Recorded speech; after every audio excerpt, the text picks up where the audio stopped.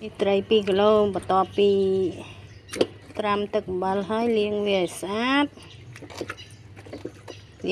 ហើយយើងទុកវាឲ្យច្រោះទឹកឲ្យវារាងស្ងួតទឹកបន្តិចឲ្យវាស្ងួតទឹកហើយបានយកទៅប្រឡាក់នេះយើងសម្អាតវាស្អាតហើយលាងទឹកអំបិលលាងអីចេញហើយអស់ហើយ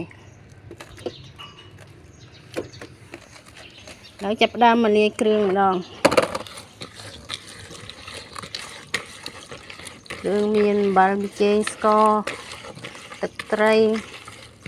រ៉ូឌីខ្ទឹមអំបិលវាឲ្យសព្វ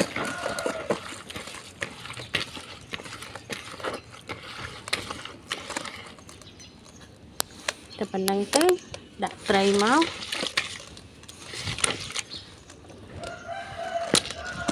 ត្រីយើងប្រឡាក់វាច្បាច់វាឲ្យវាចូលជាតិ